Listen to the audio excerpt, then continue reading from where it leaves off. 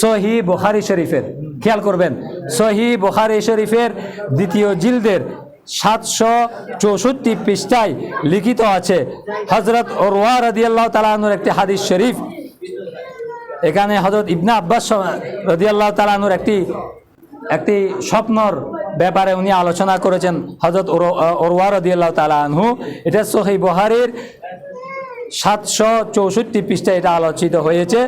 এটা শারিহুল বুখারী আল্লামা ইবনে হাজার আসকালানী রহমতুল্লাহ আলাইহি, যিনি বুখারী শরীফের শরহ লিখেছেন, ফতহুল বারী শরহে বুখারী 7ম জিলকদের 125 নং পৃষ্ঠার উনি আরো সুন্দরভাবে এখানে উনি বিশদ বর্ণনা দিয়েছেন যে হযরত ইবনে আব্বাস রাদিয়াল্লাহু তাআলা আনহু উনি তার ভাই আবু লাহাবকে স্বপ্ন দেখলেন।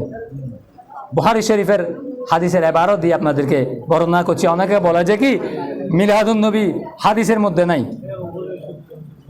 হযরত ইবনে আব্বাস রাদিয়াল্লাহু তাআলা স্বপ্নে দেখলেন আবু লাহাবকে, ইন্তেকালের পর, আবু লাহাব ইন্তেকাল হওয়ার পরে, তখন ইবনে আব্বাস রাদিয়াল্লাহু তাআলা নবীর চাচা, উনি তো ইসলাম, হযরত ইবনে আব্বাস ইসলাম ধর্ম গ্রহণ করেছেন, কিন্তু আবু লাহাব ইসলাম ধর্ম গ্রহণ করে নাই। তো আবু লাহাব যখন ইন্তেকাল করলো, এর কিছুদিন পরে হযরত ইবনে আব্বাস রাদিয়াল্লাহু তাআলা স্বপ্নে দেখলেন আবু লাহাবকে, বলল, আয় আমার ভাই, কি অবস্থা তোমার? বলতে, ভাই বলিও না, এমন আযাবের মধ্যে, কষ্টের মধ্যে আসি। তবে হ্যাঁ, আমি আমার ভাতিজা মুহাম্মদ সাল্লাল্লাহু আলাইহি ওয়াসাল্লাম যখন দুনিয়াতে তাশরিফ এসেছিল, আমার দাসী সুহাইবা যখন এসে আমার ভাতিজাদের দুনিয়াতে এসেছে, এই খবর যখন আমাকে দিয়েছে, আমি খুশি হয়ে আমি আমার দাসী সুহাইবাকে আমি বলেছিলাম, যাও, আমি তোমাকে কি করে দিলাম? আমি তোমাকে আজাদ করে দিলাম। সুবহানাল্লাহ। আমি যে আমার দাসীকে এভাবে আঙ্গুল দিয়ে, আমি শাহাদাত আঙ্গুল দিয়ে ইশারা করে বলেছি, এত খুশ খবরই আমার ভাতিজা হয়েছে, তুমি এই খুশ খবরে আমাকে দিয়েছ, আই সুহাইবা, আমি তোমাকে কি করে দিলাম? আমি তোমাকে আজাদ করে দিলাম। সুবহানাল্লাহ। এটা বলেছিল কে? আবু লাহাব। এভাবে ইশারা করে যখন বলার সাথে সাথে ওই দাসী সুহাইবা খুশি হয়ে গিয়েছে। সুবহানাল্লাহ। সে স্বাধীন হয়ে গিয়েছে। আবু লাহাব বলতেছে, আমি যে সোমবার দিন আল্লাহর হাবিব আমার ভাতিজা মুহাম্মদ সাল্লাল্লাহু আলাইহি ওয়াসাল্লাম দুনিয়াতে আসার সময় আমি খুশি হয়ে যে আঙ্গুলি দিয়ে আমি সুহাইবাকে স্বাধীন করে মুক্ত করে দিয়েছিলাম, সোমবার দিন আমি ওই আঙ্গুল কবরের মধ্যে চুষে চুষে আমি জান্নাতের স্বাদ গ্রহণ করি। সুবহানাল্লাহ। এখানে অনেকে বলে, খুব খেয়াল করবেন, বর্তমান সময়ে এই ধরনের দাজ্জাল বক্তা, এই মুনাফিক বক্তা, কাফের, আমি বলবো যে এরা যারা কোরআন হাদিসকে অস্বীকার করে তারা তো কাফের সরাসরি। কোরআন হাদিসকে আপনি এতগুলো সহিহ হাদিস থাকতে, কোরআনের মধ্যে নবী করিম সাল্লাল্লাহু আলাইহি ওয়াসাল্লাম মিলাদ থাকতে আপনি বলেন যে না, মিলাদ নাই। সূরা আলে ইমরানের মধ্যে মিলাদ আছে, সূরা তাওবার মধ্যে মিলাদ আছে, আপনি বলেন যে না, মিলাদ নাই। তাহলে আপনি কোরআনকে অস্বীকার করতেছেন, আপনি হাদিসকে অস্বীকার করতেছেন, তাহলে আপনি তো এটা কুফরই করতেছেন। ঠিক আছে না? তো বর্তমান সময়ে যেটা বলতে যাচ্ছিলাম, যে অনেকে বলে থাকে যে মিলাদুন নবী এটা জায়েজ না। আবার অনেকে বলে এই বুখারী শরীফের এই হাদিসটা বললে, মুরব্বী বুখারী শরীফের এই হাদিসটা যদি বলে আমাদের সুন্নিরা, তখন তারা বলে যে ঈদে মিলাদুন নবী করার কারণে আবু লাহাব জাহান্নামে গেছে, নাউজুবিল্লাহ, তাহলে সুন্নিরাও জাহান্নামে যাবে, নাউজুবিল্লাহ। আরে বেকুব, এই হাদিস শরীফের মাধ্যমে আল্লাহ এটাই মেসেজ আমাদের কাছে দিচ্ছে।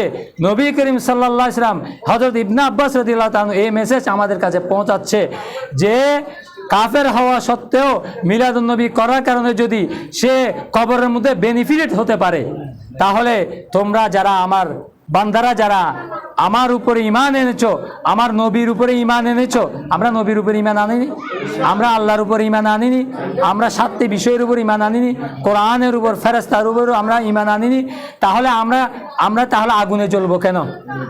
আমরা আগুনে জ্বলবো কেন? আবু লাহাব বলতেছে, আমি ঈদে মিলাদুন নবী করেছি, সেই জন্য এই বেনিফিট আমি কবরে পাচ্ছি।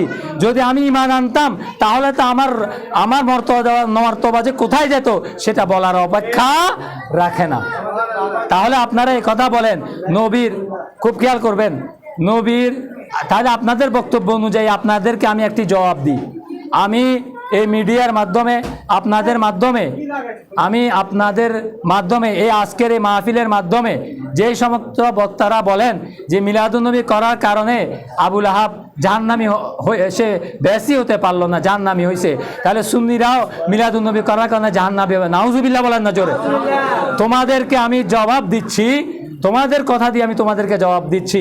তোমরা বলো যে সিরাতুন্নবী করলে বেহেশতে যাবে, তাহলে মুনাফিক সরদার আব্দুল্লাহ ইবনে ওবাই ইবনে সলুল, সে যে মুনাফিক সরদার, সে তো নবীর সিরাত মেনেছে, নবীর পিছনে নামাজ পড়েছে, নবীর সুন্নত দাড়ি রেখেছে, নবী যেরকম সুন্নত মাথা ডেকে রেখেছিল সেভাবে সুন্নত মাথা ডেকে রাখতো, জুব্বা পরতো, নবীর পিছনে নামাজ পড়তো, সার্বক্ষণিক নবীর সাথে ছিল, নবীর সিরাতকে সে মেনে নিয়েছে। কে? মুনাফিক সরদার আব্দুল্লাহ ইবনে ওবাই ইবনে সুলুল। সে এই মুনাফিক সরদার, সে নবীর সিরাতকে মেনে নিয়েছিল, কিন্তু নবীর মিলাদ সে মানেনি। সেই জন্য সে নবীর সিরাতকে অনুসরণ করার পরেও সে কি হয়ে গেল? সে জাহান্নামী হয়ে গেল। আল্লাহ সূরা মুনাফিক নাজিল করে আল্লাহর হাবিবকে বলতেছেন যে মসজিদে নববীর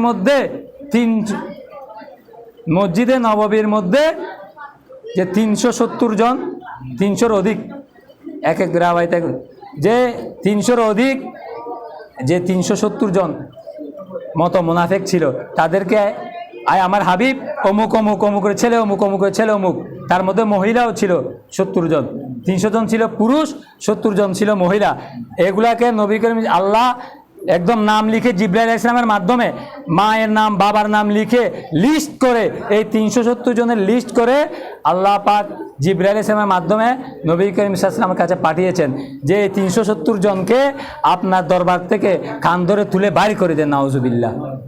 তাহলে নবীর সিরাত মানার কারণে তাহলে ওরা মুনাফিক, এই মুনাফিক সরদার সে জাহান্নামী হয়েছে, পুরো 370 জন জাহান্নামী হয়েছে। তাহলে যারা আপনারা নবীর সিরাত মানেন, মিলাদ মানেন না, আপনারা জাহান্নামী। আপনারা কি জাহান্নামী? সালাতুন ইয়া রাসূলুল্লাহ আলাইকুম।